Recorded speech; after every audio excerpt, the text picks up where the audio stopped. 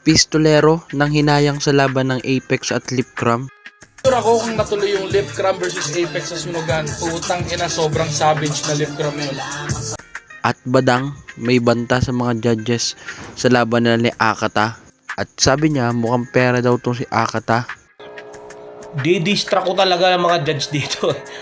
Pero bago yan, huwag nyo muna kakalimutan mag-subscribe at i-like ang video na to at hit ang notification bell para sa marami pang video.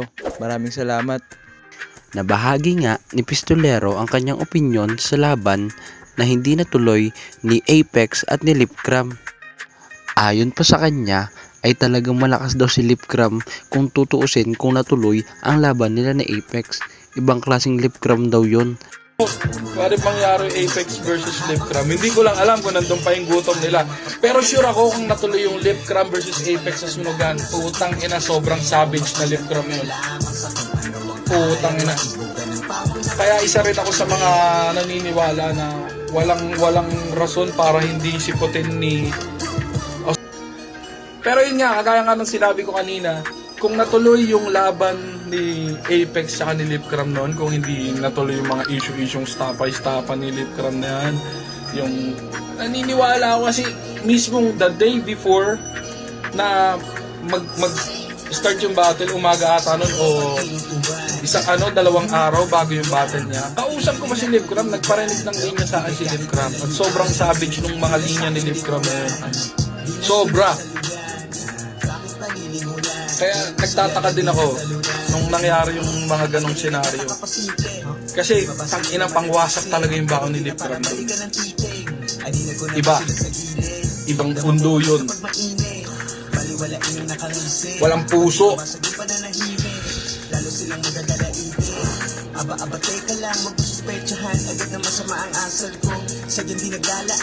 At badang sinabihan na mukhang pera si Akata na marami nang nakakapansin at binalaan niya rin ang mga judges sa darating niyang laban kay Akata.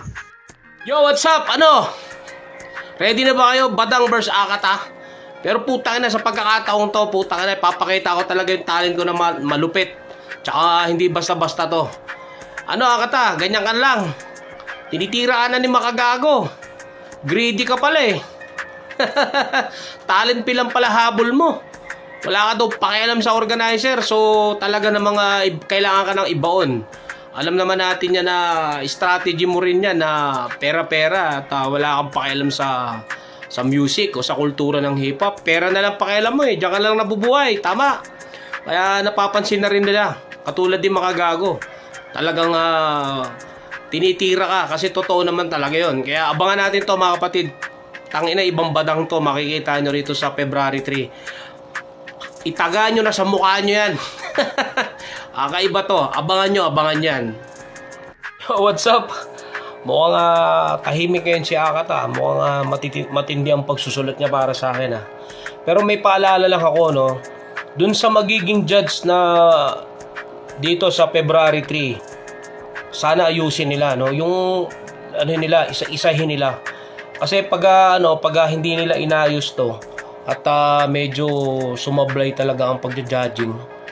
Talagang didistra ko talaga ng mga judge dito. Oo. Nako, iba to.